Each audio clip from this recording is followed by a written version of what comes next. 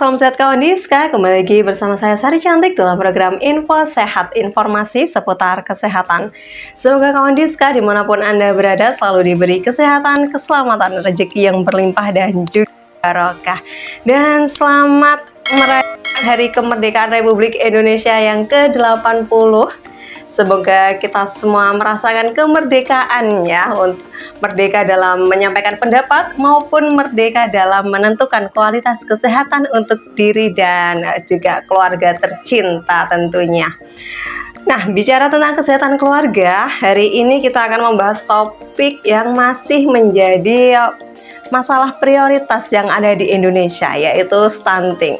Jika sebelumnya kita pernah membahas stunting yang berhubungan dengan kesehatan gigi dan mulut, nah hari ini kita akan membahas stunting yang berhubungan dengan mikrobiota. Nah, apa itu mikrobiota? Apakah masih saudara dengan prebiotik dan probiotik? Untuk kita terus saksikan info sehat hari ini, karena saya sudah kedatangan narasumber yang cantik sekali ya. Saya sampai insecure loh ini, narasumbernya terlalu cantik ya hari ini. Ada Kak Chandra Ningtyas Hermadani, AMD GZ. Beliau adalah nutrisionis Rumah Sakit Paru Manguharjo, Provinsi Jawa Timur, yang akan berbagi info sehat bersama kawan Diska hari ini dengan tema dari piring hingga usus, strategi cegah stunting dengan gizi dan mikrobiota. Baik, kita sapa dulu, ada Kak Chandra. Halo Kak Sari. Aduh, kan beneran kan, aduh dari senyumnya adem gitu ya. Kak Sari juga adem. Kalau saya adem, Kak Sari semangat banget. Oh iya dong, harusnya. Masih menyambut, bukan menyambut ya, masih menyongsong Hari Kemerdekaan RI ya, yang ke-80 ini tentunya. Oke, Kak Chandra. Hari ini kita mau ngobrol tentang stunting ya, yang berhubungan dengan mikrobiota nih. Tapi sebelum kita membahas topik itu, mungkin bisa refreshing sejenak. Apa itu gitu ya? Kenapa masih menjadi masalah prioritas yang ada di Indonesia? Apakah penduduk Indonesia ini memang kurang memperhatikan gizi dalam mengkonsumsi makanan ya? Oke, silakan. Baik, mungkin teman-teman ataupun kawan Diska sudah tidak asing lagi ya dengan apa itu stunting, yaitu kondisi kekurangan gizi kronis yang mengakibatkan tinggi badan dan berat badan, biasanya dari weight faltering dulu, kemudian karena kekurangan gizinya secara kronis sehingga tinggi badannya tidak sesuai dengan usianya atau di bawah min 2 standar deviasi menurut kurva WHO. Nah, stunting sendiri ini bukan hanya terkait dengan kekurangan gizi aja ya, karena banyak halnya. Kadang ada yang ketika kita tanya pada orang tuanya makannya seperti apa, makannya sudah banyak, tapi kok berat badannya, tinggi badannya nggak naik-naik. Nah, ini perlu dicurigai ya, bukan hanya dari asupan gizinya, tapi mungkin ada penyakit infeksi atau keseimbangan mikrobiota ususnya yang tidak seimbang, mengakibatkan hambatan penyerapan zat gizi sehingga tidak optimal.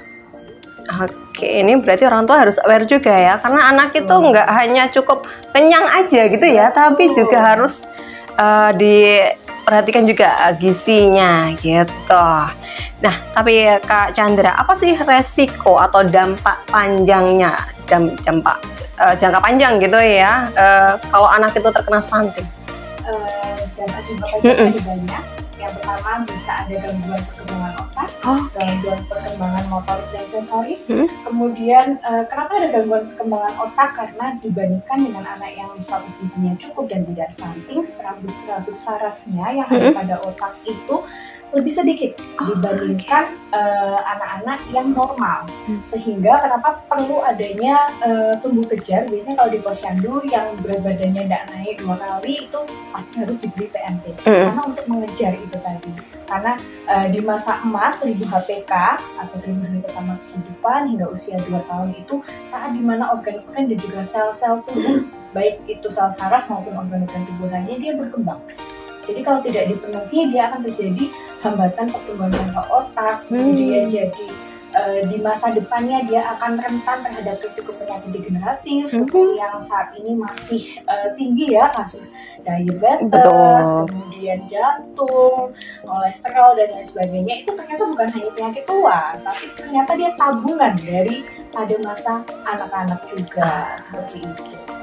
Jadi memang dampak jangka panjangnya ternyata beresiko sekali gitu ya, apalagi ternyata penyakit tidak menular ini tidak hanya menyerang orang dewasa atau usia-usia lanjut usia gitu ya, tapi memang ditabung dari dini itu tadi gitu. Nah, jangan lupa saksikan info sehat hari ini karena hari ini kita live di 2 akun ya, akunnya IG Promkes Kota Madiun dan juga IG RSP Manguharjo Prof Jatim. Nah, kita lanjut lagi. Tapi Kak Chandra, dimulai dari mana sih sebenarnya upaya pencegahan stunting ini? Tadi disampaikan juga ada 1000 hari pertama kehidupan gitu ya. Jadi awal untuk pencegahan agar stunting ini tidak terjadi dan bagaimana korelasinya dengan gizi.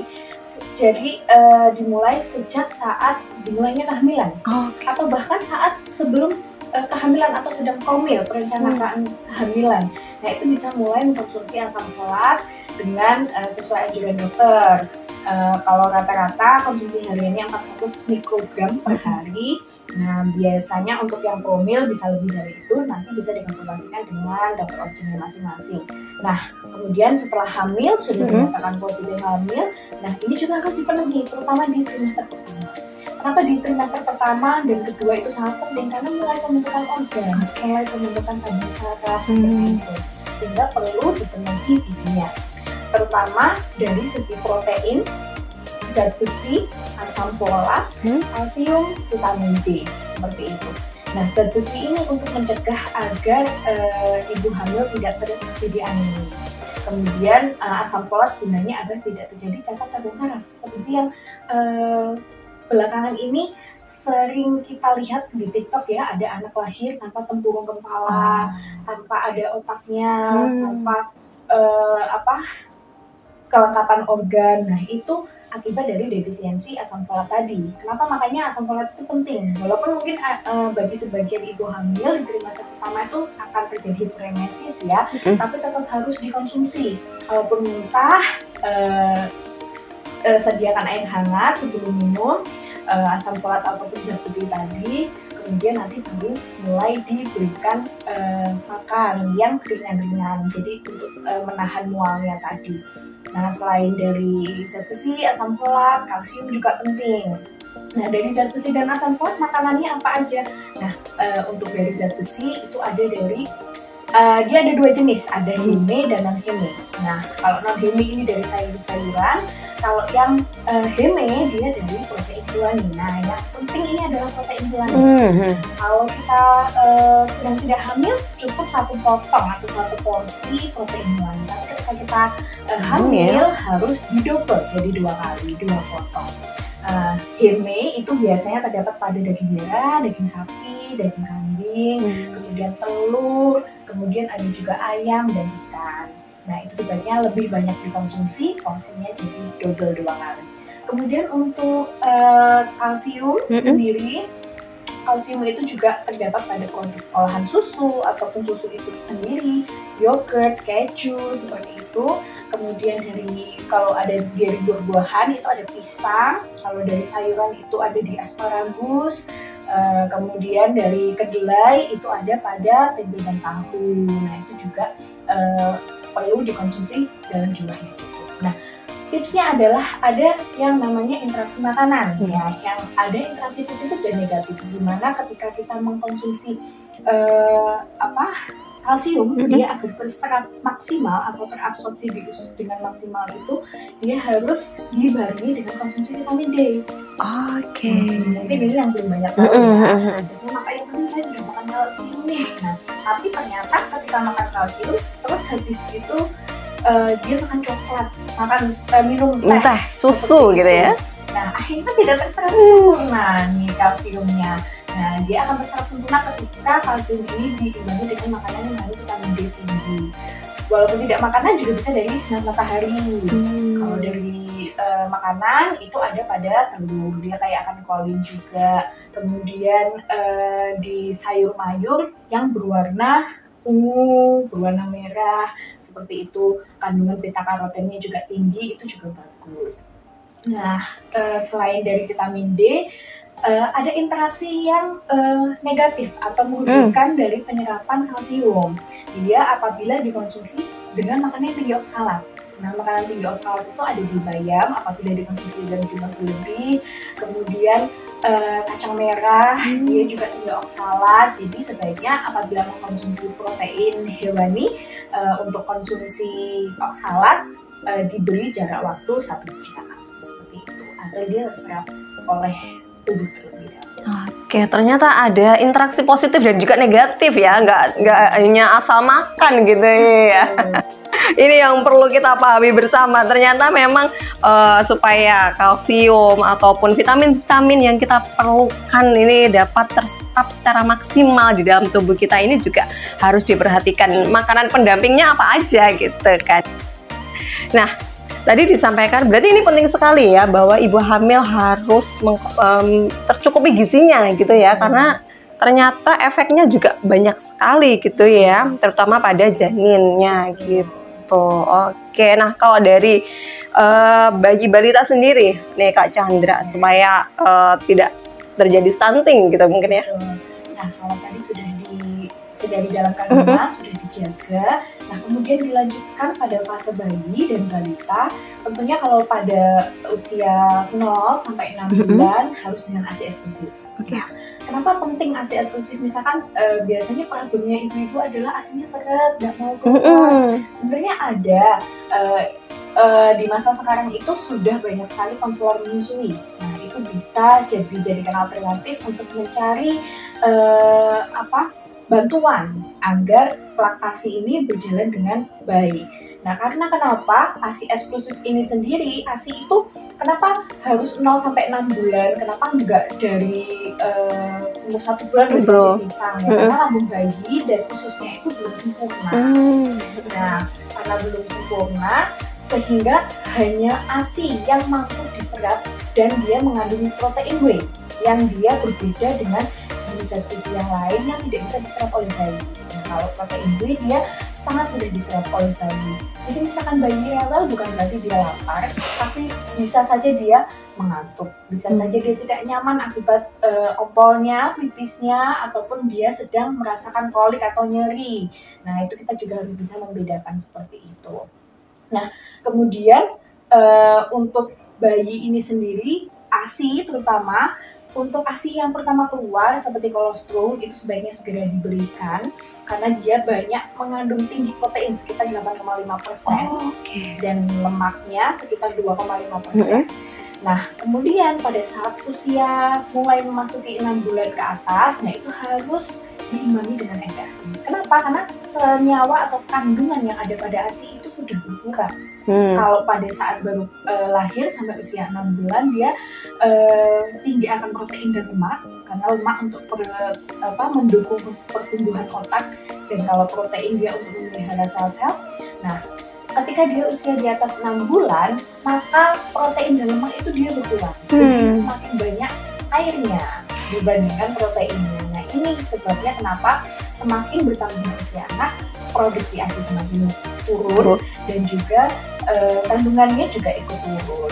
Kenapa itu harus ditambah MPASI?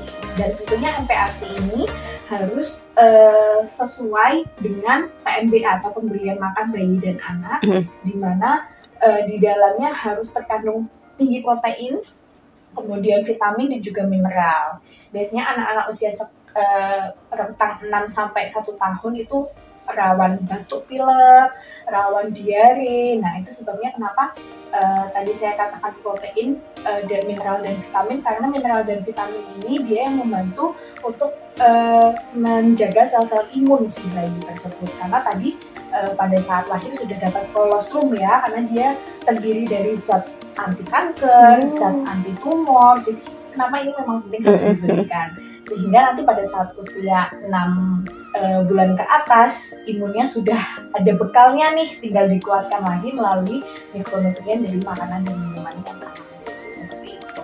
Oke, memang sangat penting sekali ternyata gitu ya pemberian ASI eksklusif ini tentunya ya. Jadi meskipun banyak sekarang wanita karir gitu ya, tapi tidak menutup kemungkinan nih untuk tetap mengasihi ya para balitanya yang ada di rumah gitu ya, karena ternyata sangat penting sekali ya. Betul. Untuk ASI eksklusif ini manfaatnya sangat banyak dan itu tidak ada di produk manapun gitu ya. Produk susu manapun itu nggak ada manfaat ataupun kandungan-kandungan yang ada di dalam ASI katanya. Gitu. Nah, Kak Chandra, tadi kita singgung tentang mikrobiota nih ya. Nah, apa sih sebenarnya mikrobiota ini? Jadi mikrobiota sendiri itu adalah kumpulan mikroorganisme yang ada pada usus. Jadi dia berupa bakteri baik yang berfungsi untuk membantu penyerapan dan juga metabolisme zat-zat gizi atau makanan yang masuk ke dalam tubuh. Oke.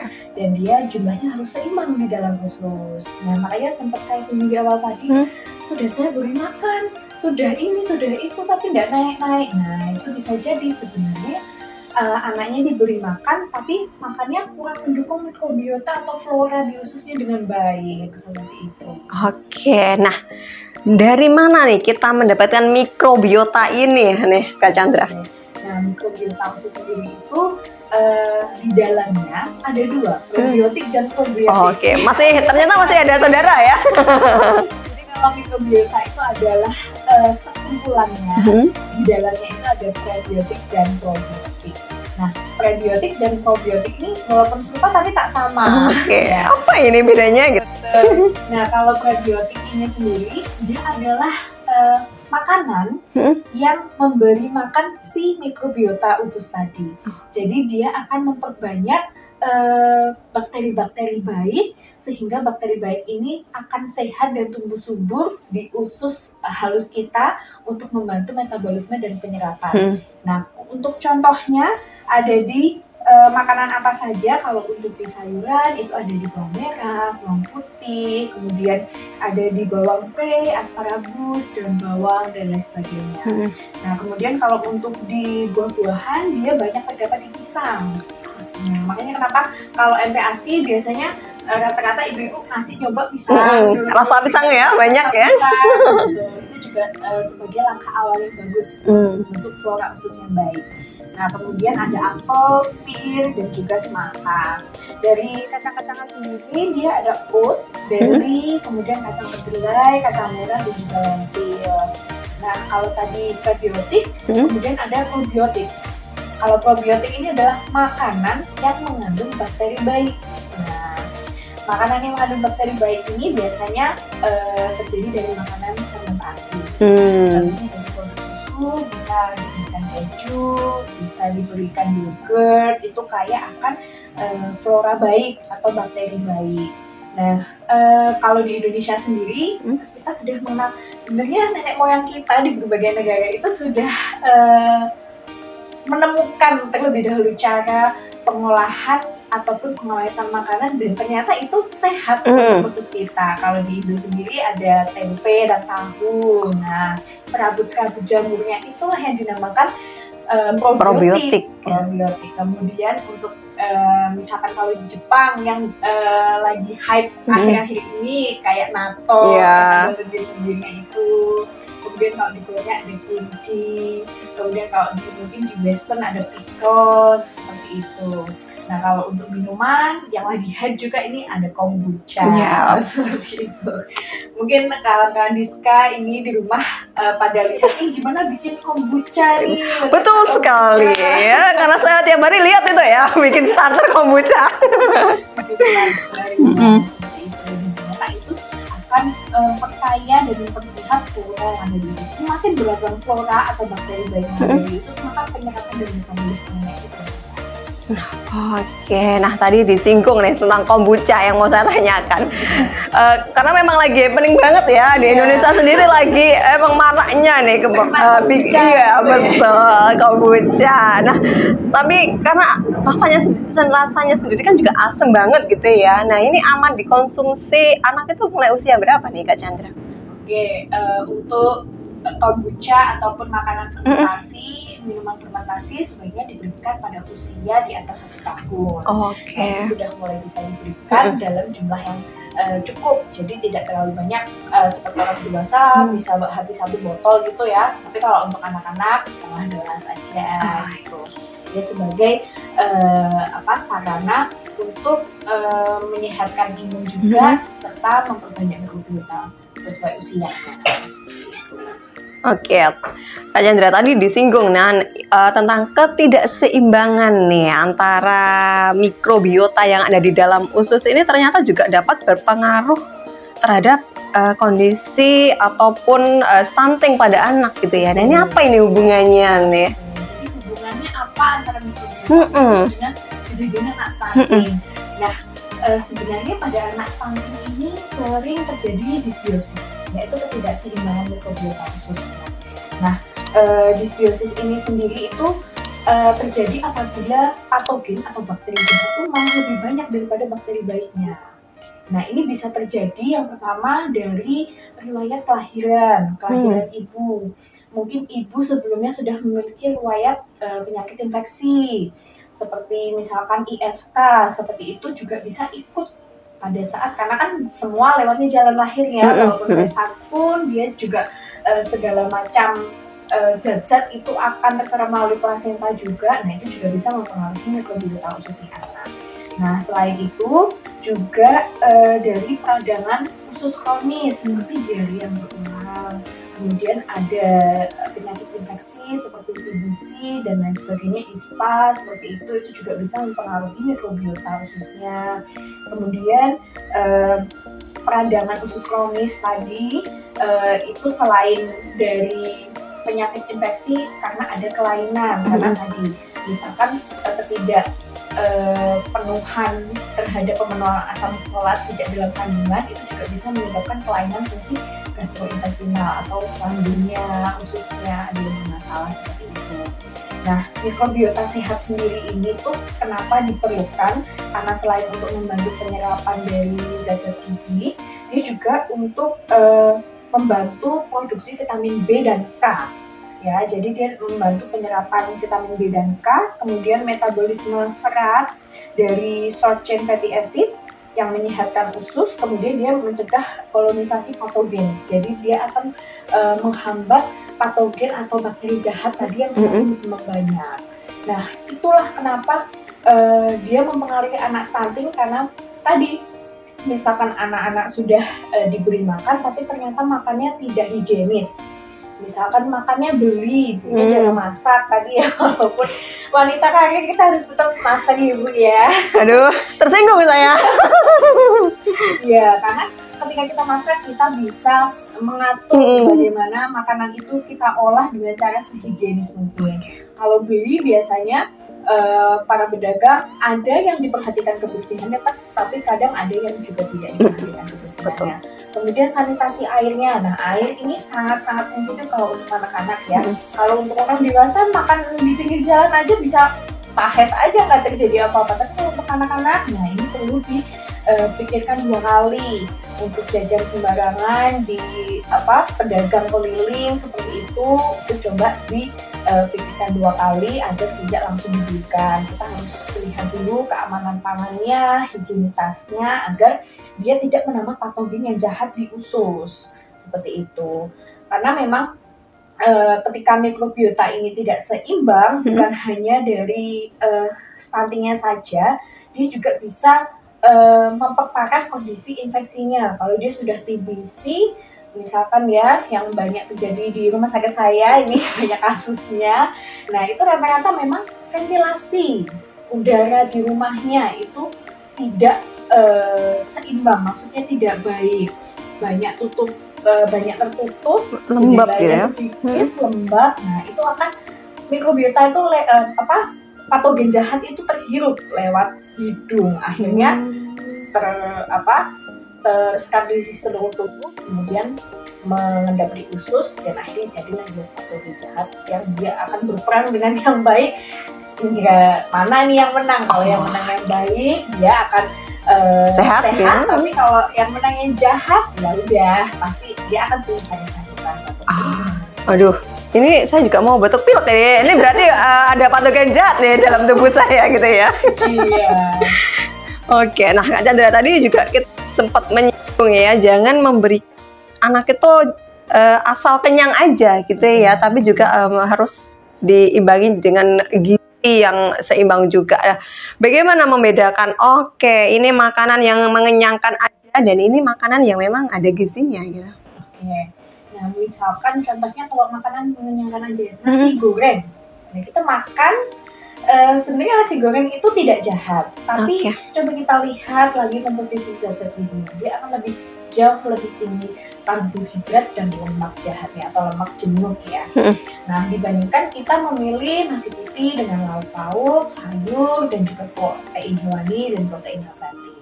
Dia boleh diberikan nasi goreng, tetapi tetap biasanya kalau kita makan nasi goreng, anak-anak tuh mau nasinya aja, lauknya nggak mau. Nah, itu yang perlu kita siasati, gimana caranya boleh bikin nasi goreng tapi dengan minyak yang sedikit, kemudian protein hewaninya yang banyak, jangan malah nasinya yang banyak, kemudian tidak ada sayurnya misalnya.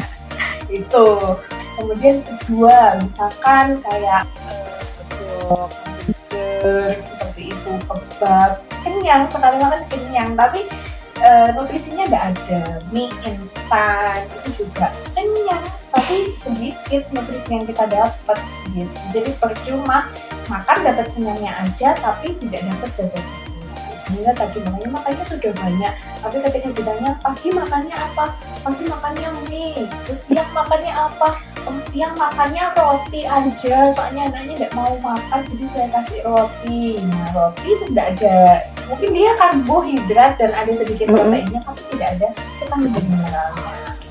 Kemudian sore dikasih apa? Dikasih bakso, misalkan pentol gitu aja ya. Nggak ada, mungkin dia ada karbohidrat, ada proteinnya, tapi dia tepungnya seperti itu.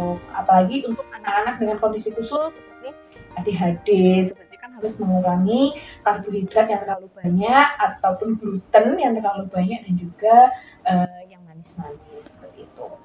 Kalau untuk makanan yang menyehatkan tentunya mungkin saat ini sudah banyak dikreasikan ya sama kader-kader posyandu untuk diadakan lomba pembuatan PMT lokal. Nah, itu gimana caranya biar anak-anak tuh interest atau pengen makan walaupun sebenarnya itu tuh nggak sesuai dengan apa yang mereka pikirkan. Dia melihatnya seperti nugget, oh ternyata dia nugget sayur seperti itu dengan ayam, kelihatannya hanya nugget aja.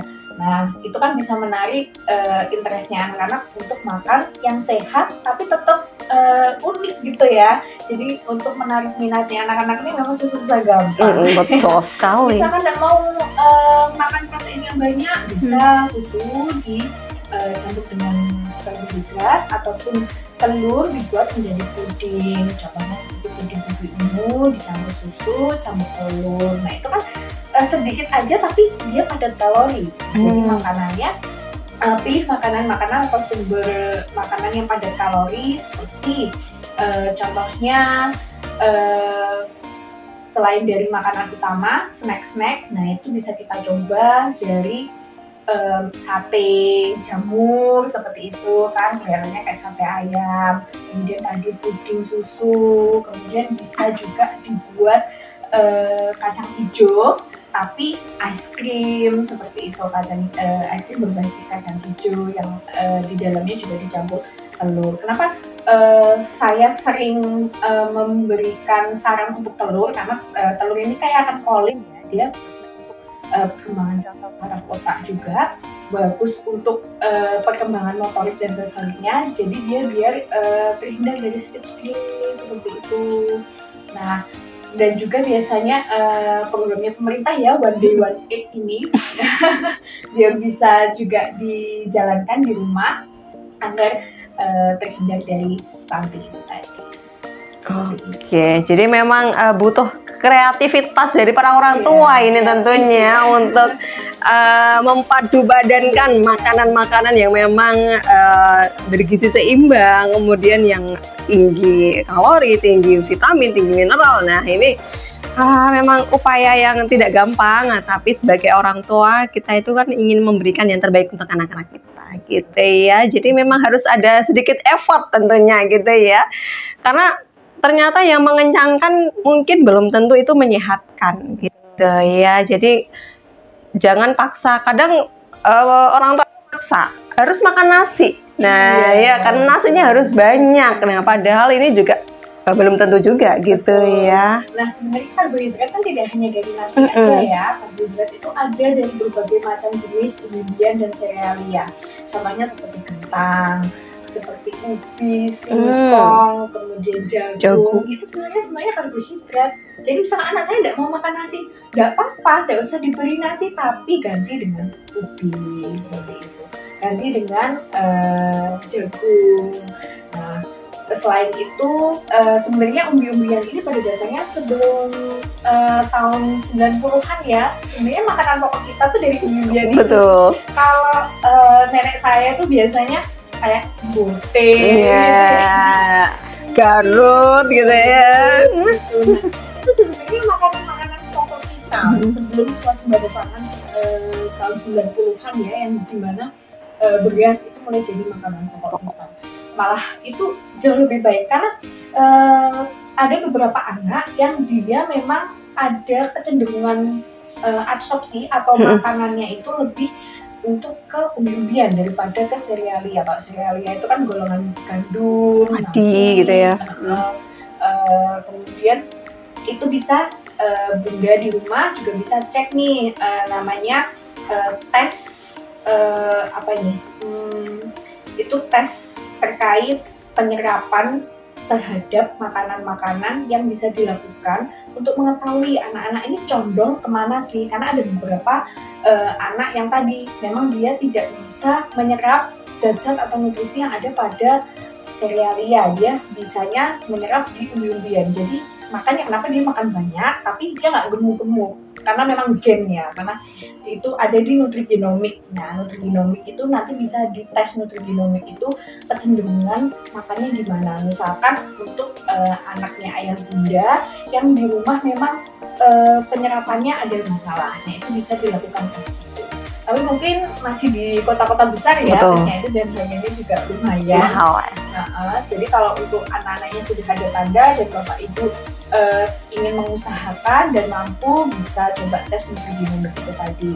Tapi apabila anaknya tidak ada masalah ya nggak usah dites, kan udah makan apa aja anaknya sehat, udah berat badannya sesuai, ideal, tinggi badannya juga ideal, jadi nggak perlu tes. Oke, mungkin juga tesnya ini nih Kak Chandra. Kalau dia nggak mau makan nasi, coba dikasih umbi-umbian gitu ya, barangkali lebih mau. Nah itu biasanya ada anak-anak yang cenderung suka umbi-umbian. Ya. Kan kadang orang tuanya yang merasa aneh, padahal itu biasa aja sebenarnya gitu ya, umum sebenarnya itu umum, cuman kadang orang-orang di sekitar aja yang menganggap nggak mau makan nasi, maunya tuh cuma singkong aja. Nah ini padahal itu juga sama-sama karbohidrat gitu ya, sama, cuma mindset ya kan, nasi nggak makan. Orang Indonesia meskipun udah makan roti segunung gitu ya, tapi kalau belum makan nasi ya belum makan gitu ya. Nah kadang ada juga nih Kak Chandra, orang yang beranggapan bahwa pendek itu kan keturunan, padahal tentu ya bisa jadi stunting. Nah bagaimana meluruskan pandangan bagi orang-orang bahwa pendek itu belum keturunan, bisa jadi karena ya memang stunting gitu ya? Ya, jadi terkait apakah dia pendek dari keturunan atau karena stunting itu bisa dilihat sebenarnya pada dasarnya semua anak itu membawa 30% gen dari orang tuanya. Nah selanjutnya 70% itu berdasarkan pola hidup, dari pola makan, istirahat, kemudian olahraga dan aktivitas sehari-harinya itu yang juga berpengaruh terhadap pertumbuhan dan perkembangannya. Nah, ayah bunda dan kawan diska di rumah juga bisa coba nih, misalkan mau mengetahui apakah lihat di sekolah anak saya kok lebih pendek ya dari teman-temannya. Nah, bisa nih langsung ke DSA terdekat, ke dokter spesialis anak. Nanti akan ada asesmen untuk dilihat apakah ini memang pendek karena keturunan atau karena orang tua. Jadi ada rumus-rumusnya gitu Kak. Nah ini bisa dicek. Nah tapi kalau ada tanda-tanda klinis stunting seperti misalkan riwayat BBLR atau berat badan rendah saat dia lahir, kemudian dia prematur, kemudian dia pernah weight faltering, nah itu bisa dicurigai pendeknya mengarah ke stunting. Tapi kalau dari awal kelahiran dia lahir normal dengan benar-benar normal, lahir sesuai usia minggunya, kemudian dia saat di posyandu tidak ada riwayat weight faltering ataupun tidak naik, tapi kok ini badannya segitu, nah itu bisa jadi penyebab karena faktor kebutuhan. Oke, tapi yang pasti ini ya sebagai orang tua supaya anak-anak kita tumbuh sehat gitu ya, tetap harus dijaga konsumsi gizinya, tentunya ya harus makan makanan yang memang bergizi seimbang ya, itu gitu. Nah, kembali ke makanan, tentang makanan nih Kak Chandra, nggak sedikit nih ya orang tua tuh permasalahannya adalah banyak anak yang picky eater. Suka-suka pilih makanan ya, susah makan. Nah, strategi sederhana apa yang dapat dilakukan orang tua ini agar anak-anak itu tetap mau mengkonsumsi makanan yang bergizi tanpa ada paksaan gitu ya, sampai dipaksa-paksa harus makan sampai VOC-nya keluar semua ini ya, Romusa VOC keluar semua. Biasanya anak-anak GTM juga penyebabnya dari picky eater sendiri. Nah, jadi kalau untuk anak-anak dengan picky eater ini sebenarnya dampak dari pada saat dia mulai MPASI sebenarnya. Oh gitu. Jadi bukan picky eater juga lain dan namanya sebenarnya itu dari pola pengasuhan pada saat dia mulai MPASI. Nah, akhirnya dia jadi picky eater. Kadang ada beberapa ibu-ibu yang takut, contohnya di protein ya, mencoba tapi nanti gatal-gatal anaknya atau sesak. Sebenarnya itu hal yang normal ketika dia muncul ruam merah sekali, 2 kali, boleh Bapak Ibu konsulkan dengan DSA. Tapi kalau misalkan dia ruam merahnya baru 1 kali, kemudian besoknya diberikan sudah tidak ada ruam merah ataupun tidak ada sesak, itu sebenarnya tanda tubuh aja. Ketika dia mulai merasakan atau mulai masuknya zat-zat gizi yang belum pernah dia rasakan. Jadi kalau di tubuh kita itu kan ada anti alergennya ya. Ketika memang ada beberapa protein yang tidak sesuai dengan ketika alergen kita itu sangat sensitif terhadap protein yang masuk, maka dia akan bereaksi, memicu reaksi alergi seperti gatal-gatal, ruam merah ataupun sesak. Nah, sebenarnya alergi ini tuh bisa di maintenance. Jadi dia biar nggak alergi terus itu sebenarnya ada caranya. Karena alergi itu bukan penyakit, tapi respon berlebih terhadap alergen yang masuk ke dalam tubuh. Nah, itu pada saat usia memasuki 6 bulan, memang yang baru pertama dicoba dari definisi seperti itu. Yang makanan-makanan tidak terlalu rasanya kuat. Nah, setelah itu baru dikenalkan dengan buah-buahan dan sayur-sayuran tahapnya. Nah, kemudian nanti setelah buah sayur dia sudah coba, nanti mungkin sorenya boleh dicobakan protein hewani. Satu-satu dulu. Nah, jadi biar dia merasakan, oh ini rasanya kayak begini. Jadi jangan langsung dicampur. Nah, nanti selama seminggu, 2 minggu. Salah di saya ya. Dulu. Biar dia oh rasa nasi itu begini, rasa sayur bayam itu begini, rasa wortel begini, kemudian rasa ayam itu begini. Seminggu aja. Nah, nanti seminggu berikutnya baru nanti dicampur jadi bubur bayi seperti itu. Nah, jadi dia tidak bingung rasanya ini kok aneh ketika sudah dicampur. Saya belum pernah merasakan rasa ini sebelumnya. Nah, tapi kalau sudah merasakan satu persatu ketika dicampur dia akan ingat, oh indera perasanya ya, dia akan ingat, oh ini sepertinya ada rasa wortelnya, ada rasa kayak ayam-ayamnya. Nah, dia akan mengenali itu. Nah, rata-rata biasanya itu tadi langsung dicampur atau orang tua takut untuk mencobakan satu persatu protein hewani. Biasanya seafood itu juga takut dicoba seperti udang, seperti ikan-ikan laut, dikasih ikan tawar ya kayak ikan kembung aja atau ikan lele kayak gitu. Sebenarnya ikan laut itu malah justru bagus karena kayak omega 3 dan omega 6 yang bagus untuk perkembangan sel-sel jantung dan juga sel-sel saraf otak seperti itu.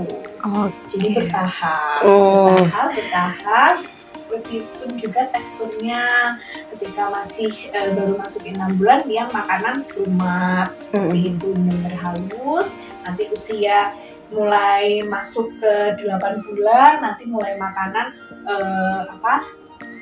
lunak yang ada sekepiting saring, ada teksturnya sedikit. Kemudian nanti usia masuk di 11 bulan teksturnya agak yang kasar. Jadi ada tahap-tahapnya sendiri biar anak itu tidak picky eater. Jadi harus sedini mungkin dicobakan semua jenis makanan itu. Asalkan tidak junk food ya. Tapi kalau sudah sejak dini nanti minta ya betul. Oke, ini sebenarnya saya juga agak tersinggung juga nih ya. Berarti dulu ini saya juga salah nih ya dalam memberikan MPASI karena tidak dimulai satu-satu gitu ya, tidak dicobakan satu-satu. Saking tinggi ekspektasinya sepertinya ya, supaya anak itu cepat makan gitu ya. Ternyata itu malah keliru gitu. Harus dicobakan dulu semua makanan ya. Jangan sampai kita orang tuanya yang nggak suka, kita beranggapan bahwa anak itu pasti nggak suka gitu ya. Ternyata belum tentu gitu. Ternyata semua makanan itu baik dan memang harus dicobakan supaya anak tuh nggak picky eater gitu ya. Iya. Jadi memang usia ketika sudah mulai 1 tahun sudah mulai makanan keluarga ya. Nah, ayah bunda dan juga kalian di rumah ketika memasak sayurnya jangan itu aja, lauknya juga jangan itu aja. Karena yang suka orang tuanya cuma itu aja. Iya. Nah, jangan disamakan dengan ayah bunda yang aku sukanya itu. Sebenarnya ayah bunda ini juga hasil didikan dari kakak neneknya sebelumnya ya, yang akhirnya jadi picky eater. Sebenarnya picky eater itu bukan keturunan, tapi juga bisa dirubah dari dini. Jadi dia kena picky eater seperti itu. Itu berarti memang pembiasaan ya. Seperti toilet training. Kalau kita nggak toilet training sejak kecil ya kita akan tetap dibantu oleh orang tua kan sejak kecil. Nah, sama konsepnya semua ikut dulu dilatih. Oke, itu ya. Ternyata anak picky eater itu memang diwariskan dari orang tuanya sendiri ya, dari perilaku. Ya, betul. Sudah saatnya food finger, harus di food finger. Ada yang beberapa anak itu karena orang tuanya terus nggak mau ceteh, jangan nanti kotor, jangan gini, yang bener-bener kayak mungkin OCD gitu ya, yang pengen semuanya bersih ya. Nah, justru itu malah yang membuat anak jadi nggak ada keinginan untuk makan sendiri. Kalau nggak nunggu didulang nggak makan. Nah, itu pentingnya fase food fingering. Ya biarin nggak apa-apa ditaruh meja makan, dia cuetek semua nggak apa-apa. Yang penting dia mencoba mengenali, merasakan ini apa, coba dimasukkan tuh. Biasanya harus usia 7 bulan. Dan tuh tangan tuh mulai masuk ke mulut ya. Nah, daripada bakteri yang dimasukin, mainan-mainan yang dimasukin yang berbahaya, lebih baik makanan aja yang dipegang dimasukin. Gitu, nggak apa-apa. Bubur-bubur, berserakan nggak apa-apa. Jangan takut kotor gitu ya. Itu parentingnya Nikita Willy ya, jangan takut kotor gitu ya, kan ada pembantunya yang membersihkan. Ini kalau emaknya sendiri kayaknya tapi memang itu tadi ya, ada sebab akibat gitu. Mungkin anak berantakan, rumah berantakan, tapi anak sendiri juga belajar gitu. Jadi semuanya memang ada hikmahnya gitu ya. Nah, kadang di lingkungan kita tuh juga banyak ya yang beropini bahwa makanan sehat itu mahal. Nah, mungkin ada contoh yang bisa diberikan kepada kawan kita, makanan-makanan yang sebenarnya sederhana tapi itu juga sehat dan juga kaya akan gizi. Oke. Jadi kalau memberikan makan anak itu nggak perlu yang salmon gitu ya. Itu gengsinya orang tua sepertinya ya. Iya, karena ini ya, karena kena iklan ya, karena media promosi di sosial media maupun media cetak bahwa salmon ini kaya akan omega 3 dan omega 6. Sebenarnya semua ikan itu kaya akan omega 3 dan omega 6. Bahkan ikan kembung saja proteinnya jauh lebih tinggi daripada ikan salmon. Kemudian teri nasi itu juga protein dan kalsiumnya juga jauh lebih tinggi daripada salmon. Jadi manfaatkan apa yang ada di tanah Nusantara kita nih. Mumpung lagi semarak kemerdekaan Indonesia ya. Kita ini bersyukur ada di lingkungan yang tropis di mana bahan makanan atau sumber daya ini sangat berlimpah.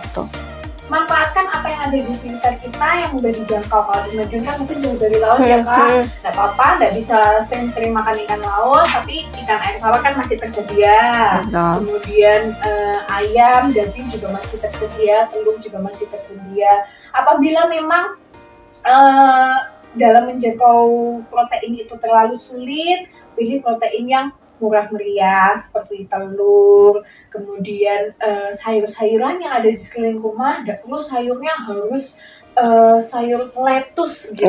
Yes. Ibunya sendiri juga nggak tahu itu apa itu lettuce gitu ya. Nah itu kan harganya mahal, kemudian dia tidak dijual di pasar tradisional. Nggak usah cari yang mungkin memang dia adalah produk lokal kita, seperti kacang panjang, bayam, yang itu melimpah ruah sekali dan bahkan bisa tumbuh sendiri ya di pekarangan rumah. Kadang tuh si bayam seperti itu, ataupun daun-daun hijau, daun katuk itu kan biasanya ada sebagian di pekarangan rumah yang bunda, itu bisa dipetik untuk diolah menjadi MPASI ataupun sayur makanan keluarga di rumah seperti itu. Kemudian tadi ya kita singgung karbohidrat tadi, misalkan di rumah ini kan harga menyinggung sedikit ya kak, harga tela kan lagi turun nih di petani-petani. Nah itu bisa kita manfaatkan nih untuk pemberian karbohidrat untuk singkong, jadi tidak hanya sekali nasi seperti itu. Misalkan buah juga, buah yang ada di sekitar rumah. Mungkin ada yang punya buah pisang nih, apa karangannya luas, ada yang punya buah pepaya di rumah, manfaatkan itu sebaik mungkin. Nah itu akan lebih mudah memenuhi gizi anak-anak dibanding kita harus mengupayakan harus kayak gini karena di sini nggak ada, aku harus beli misalkan ke Superindo gitu. Nah monggo kalau ayah bunda mau mengupayakan yang demikian, tapi sebenarnya panganan lokal kita ini juga nggak kalah dari segi nilai gizinya, sebenarnya sama aja, hanya mungkin yang di supermarket dia tumbuh di lingkungan subtropis yang jarang kita temui di sini. Kalau mau dicobakan karena ya boleh, ya enggak ya monggo. Ya, manfaatkanlah ya yang ada di sekitar rumah, yang ada di sesuai kantong ya, jangan memaksakan apelnya harus dari Korea, dari Amerika ya. Ternyata dari apel Malang aja juga udah enak gitu ya, sama-sama buah gitu ya, dan kandungannya mungkin lebih banyak gizinya. Jadi kalau anak-anak dibandingkan jus bisa lebih dibuat seperti smoothies, lebih padat lagi tuh kalorinya. Karena kalau smoothies kan ditambah susu, tapi susunya harus susu cair ataupun boleh susu UHT ataupun susu formula yang bapak ibu punya di rumah seperti itu. Nah kalau untuk takaran gulanya cukup sedikit saja, 1 sendok teh, ataupun mau diganti pakai kurma juga boleh sebagai pemanisnya. Jadi dia tetap dapat buah, juga dapat protein dari susunya dalam sekali makan. Jadi tidak satu-satu, dia sudah sekali minum dapat nilai gizi jauh lebih tinggi. Nah kayak gitu kan mudah dijangkau ya. Tomat itu juga bisa dijadikan jus kayak gitu. Tinggal kreativitas orang tua aja sebenarnya ya. Mau apa nggak mengusahakan yang terbaik untuk anak ya. Karena kan orang tua apalagi para pekerja ini maunya yang instan-instan gitu ya. Karena memang tersedia juga gitu ya, di pasaran tersedia juga, puding instan juga tersedia, jus yang langsung minum juga ada gitu ya. Nah tapi kandungannya ataupun bahannya yang ada di dalam komposisinya seperti apa kita juga lagi yang makanan-makanan siap saji ini memang real banyak buahnya atau memang banyak gulanya, ini perlu diwaspadai juga ya sebagai orang tua. Lebih baik memang menggunakan sedikit tenaga, effort sedikit gitu ya. Karena bisa jadi kita beli buah 1 kilo ini buat 1 keluarga. Kalau biasanya kita beli itu jus yang siap saji ini ya diminum sendiri gitu ya. Jus rata-rata harganya mungkin ya 8.000, 9.000 gitu ya. Padahal itu dapatnya kita jusnya mungkin kalau buah seperempat aja ya, kayak apel mungkin cuma seperempatnya aja, selebihnya manisnya dari gula dan susu kental manis. Nah itu kental justru yang akan pemicu gitu ya, jadi diabetes mellitus untuk anak seperti itu kan. Terbiasa lidahnya terbiasa kalau nggak manis, dia nggak mau akhirnya yang hambar-hambar yang benar-benar manis alaminya dari buah. Betul. Nah, biasa ditambahkan. Ya memang kita harus sedikit effort gitu ya. Iya. Karir jangan menghalangi kita untuk memberikan yang makanan yang terbaik untuk anak. Nah, ngomongin yang manis-manis nih Kak Chandra. Di masyarakat sendiri itu kan juga ada kebiasaan gitu ya, memberikan teh, kopi gitu ya untuk anak balita. Jadi sebenarnya seperti apa sih pandangan sebagai nutrisionis kalau ada yang seperti itu? Apakah memang perlu gitu? Karena ada sebagian orang yang beranggapan nggak apa-apa, kasih aja supaya nggak step gitu, kasih kopi sedikit biar nggak step. Nah ini itu mitos atau fakta nih? Iya, jadi untuk terkait teh, kopi, dan minuman sejenis lainnya, sebaiknya itu tidak diberikan pada anak usia balita, walaupun anak sekolah sudah boleh mulai diberikan, tapi dalam jumlah secukupnya. Kenapa kalau balita itu khususnya ya tidak boleh diberikan terlebih dahulu, walaupun alasannya biar nggak step, biar nggak kejang. Sebenarnya step atau kejang itu kan sama halnya dengan respon tubuh. Betul. Ketika kita panas, flu, itu kan sebenarnya bukan penyakit ya, tapi respon tubuh terhadap patogen yang masuk ke tubuh kita. Nah, sama halnya dengan step itu. Sebenarnya step itu nanti bisa dikonsultasikan ke dokter spesialis anak terdekat. Pasti nanti ya sarannya tidak mungkin dikasih kopi. Itu hanya ini budaya makan dari orang tua kita pada zaman dahulu. Mungkin dia mempercayai seperti itu dan itu ditanamkan di generasi selanjutnya. Sehingga anggapan itu masih ada hingga saat ini. Nah, padahal ilmu pengetahuan, terutama ilmu kesehatan kan terus berkembang ya setiap tahunnya. Nah, kita sebagai orang tua ataupun sebagai individu harus melek literasi. Jadi apa yang ada di belakang penelitian yang belum terjadi sebelumnya itu harus dilihat di masa yang akan datang. Penelitian sekarang ini terkait teh dan kopi ini seperti apa? Karena pengetahuan itu pasti berubah-ubah. Pasti akan ada hal-hal baru yang dikuak melalui ilmu itu sendiri. Sehingga jangan melihat ke belakang terus, karena pengalaman kakek neneknya dulu, ayah bundamu dulu suka saya kasih kopi. Kebetulan ya, padahal itu sembuh. Kebetulan aja sembuh, tapi karena dari turun-temurun diceritakan dan dari mulut ke mulut sehingga jadi budaya. Sebenarnya budaya-budaya kita ini bagus, tapi ada beberapa budaya yang mungkin harus diluruskan terkait budaya makan yang dimana itu apabila diteruskan akan merugikan anak di kemudian hari. Contohnya kayak bayi baru lahir diberi air degan kayak begitu kan tidak pas ya. Sementara di degan itu kandungan kaliumnya kan lebih tinggi dibandingkan di asin. Nah, apakah khususnya bisa menyerap kalium yang terlalu tinggi tadi? Nah, itu kan belum ada pada saat zamannya kakek nenek atau ayah bunda kita dulu. Lalu tertuang sekarang. Nah, jadi itu perjalanan literasi ya. Oke, jadi mitos dan fakta ini memang tipis ya ininya, tapi memang kita sebagai orang tua apalagi di zaman modern seperti ini, nah ini juga perlu nih wawasan tentang kesehatan itu juga diperbarui ya, di-upgrade gitu ya, supaya mitos-mitos zaman dulu itu juga tidak digunakan lagi, apalagi untuk bayi balita yang memang ususnya juga belum kuat, lambungnya juga belum kuat. Nah ini malah nantinya bisa menjadikan resiko yang lebih tinggi lagi ya pada anak-anak kita gitu. Itu tadi Kak, sama infeksi negatif tadi, apalagi kita kan ada senyawa tanin ya yang menghambat penyerapan FT atau zat gizi, sehingga Bapak Ibu udah ngasih ngoyo nih protein hewani berupa daging merah yang kaya akan zat gizi. Tapi nanti terus minum teh yang percuma kan, kasihan. Masukinnya udah susah, tapi dikasih teh akhirnya nggak terserap maksimal, keluar lagi menjadi feses. Nah kan kasihan. Oke, jadi memang butuh literasi gitu ya, perbanyak literasi untuk orang tua bagaimana memberikan anak itu nggak hanya kenyang aja, tapi juga gizinya yang banyak gitu ya. Nah, tapi kalau di RSPM sendiri ya nih Kak Chandra, apakah ada klinik konsultasi gizinya? Oh iya, jadi untuk di RSPM sendiri kita ada klinik gizi Kak. Jadi kita buka dari jam 8 sampai jam 3 sore. Kita terbuka untuk ayah bunda dan kawan Diska dimanapun berada yang mau mengonsultasikan gizi anaknya itu boleh, misalkan lagi jalan-jalan mampir gitu ke RSPM juga boleh. Nah, nanti Ayah Bunda akan mendapat beberapa advies dan juga saran-saran terkait pola pemberian makan pada si kecil.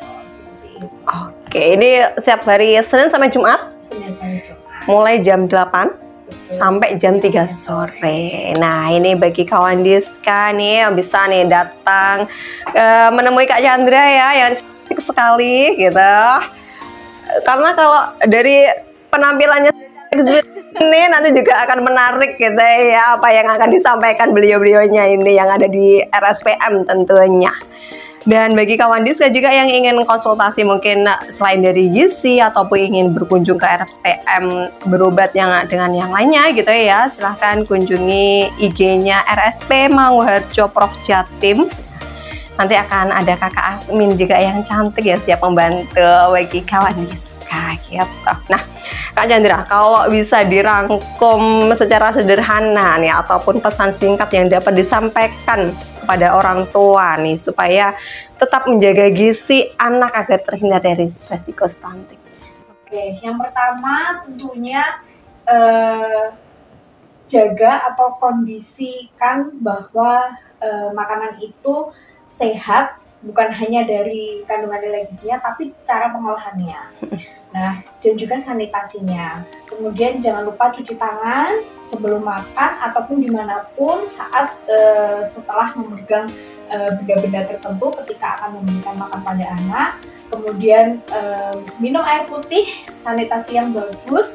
Kemudian jangan lupa untuk memberikan jam makan, pola makan yang benar pada anak.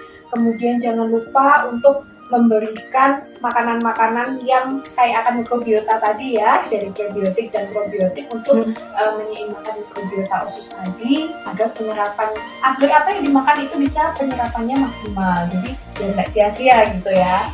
Nah, kemudian yang kedua, Ayah Bunda harus telaten nih, baca-baca, kemudian mengikuti info seputar kesehatan terkait anak. Karena kalau anak-anak ini runyi ya, jadi nggak kayak orang dewasa, karena dia ada tahap perkembangan usianya sendiri, dan Ayah Bunda harus rajin mengonsultasikan dengan DSA terdekat ataupun dengan konselor gizi atau mungkin yang mudah dijangkau dari posyandu sendiri. Nah, di sana kan ada kader-kader dan juga ahli gizi yang biasanya memantau terhadap pertumbuhan dan perkembangan. Nah, ketika ditemukan red flag, nah Bapak Ibu jangan tunda-tunda, langsung datang ke fasilitas pelayanan kesehatan terdekat untuk mendapatkan penanganan lebih lanjut agar tidak terjadi stunting. Seperti itu. Dan makan makanan yang bergizi seimbang tentunya. Oke, sesuai si piringku gitu ya. Baik, luar biasa sekali pembahasan kita hari ini, bahwa kita makin tahu ya, karena mencegah stunting itu tidak hanya soal cukup makan aja, memberikan anak soal cukup makan asal kenyang aja gitu ya, tapi juga harus memberikan makanan yang bergizi seimbang serta mendukung kesehatan mikrobiota usus gitu ya. Terima kasih Kak Chandra atas waktunya hari ini dan ilmunya yang sangat luar biasa juga hari ini. Kita sebagai orang tua makin paham lagi ya bahwa memang kebutuhan gizi anak itu memang cukup penting agar anak-anak kita ini terhindar dari resiko stunting. Baik, selalu jaga kesehatan, selalu terapkan perilaku hidup bersih dan sehat setiap hari, dan jangan lupa terus saksikan info sehat hanya di IG Promkes Kota Madiun dan YouTube Kawan Diska. Sampai jumpa di info sehat selanjutnya.